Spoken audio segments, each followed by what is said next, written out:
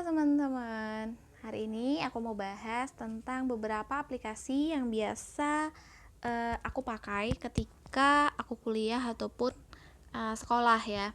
Jadi beberapa aplikasi ini menurut aku ya, ini adalah aplikasi yang cukup membantu menunjang proses belajar aku ya.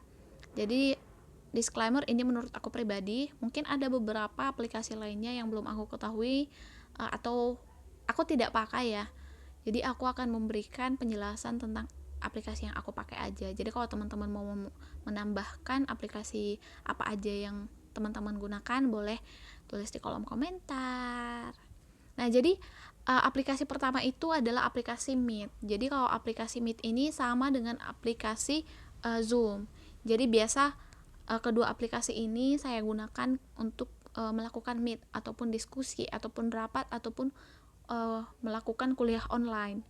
Jadi kemarin apalagi ya waktu COVID kita bisa menggunakan Zoom.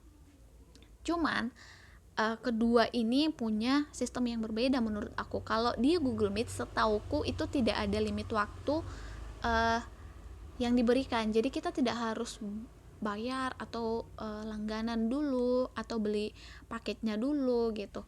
Sedangkan Zoom ini itu kalau kita mau pakai sistem yang gratis itu kita hanya punya waktu 45 menit teman-teman. Jadi tapi kalau teman-teman itu mau pakai lagi setelah 45 menit boleh lagi Zoom. Waktunya 45 menit lagi gitu.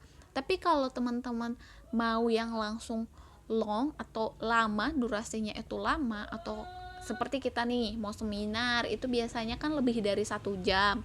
Nah itu tuh better kita tuh beli atau langganan dulu, beli paketnya dulu gitu, paket langganannya dulu, jangan pakai yang gratisnya gitu.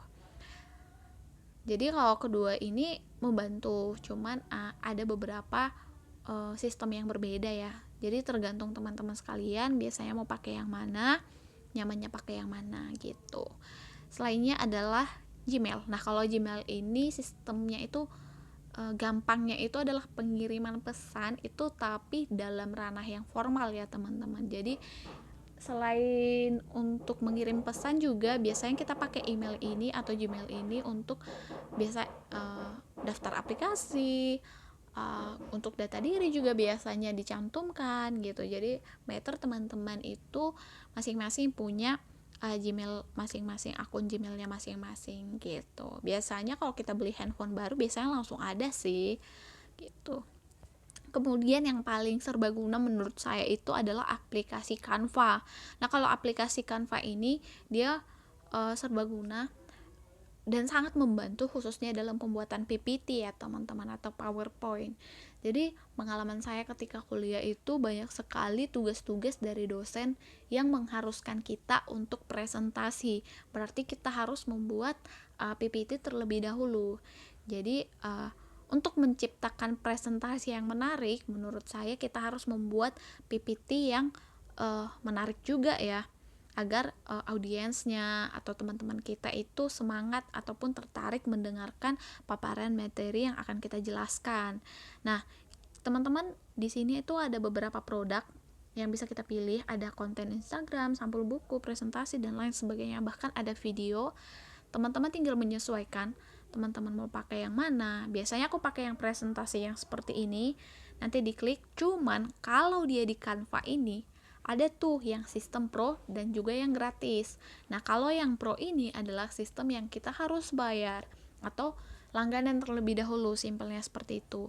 Tapi masih banyak kok teman-teman fitur yang gratis. Nah contoh seperti ini, yang pro itu biasanya ada lambang mahkota seperti ini ya teman-teman. Biasanya saya akan menghindari itu karena saya suka yang gratisan ya. Jadi saya akan pakai yang ini tuh yang gratis, jadi teman-teman tinggal menyesuaikan aja materinya gitu. Oke? Kemudian selain Canva ada juga aplikasi yang biasa atau yang sering juga yang saya gunakan, yaitu yang catatan. Nah catatan ini saya butuhkan untuk membuat to-do list biasanya. Jadi di sini tuh ada beberapa fitur ya, walaupun sederhana tapi di aku tuh sangat membantu ya. Jadi kita bisa centang-centang gitu. Jadi untuk membuat kolom seperti ini yang untuk dicentang, kita tinggal klik yang ini aja gitu. Kita tulis, nah ketika sudah selesai kita lakukan, kita bisa centang gitu. Jadi biasanya saya pakai ini untuk membuat file ya, atau menyusun file atau kata-kata terlebih dahulu gitu. Selain untuk kemudian saya buat kalender itu untuk penentuan jadwal ya. Contoh ketika saya itu ingin membuat mengingatkan tanggal nih. Contoh sekarang kan masih di Januari ya. Untuk membuat untuk mengingatkan ada acara nih tanggal 18, contohnya ulang tahun papa.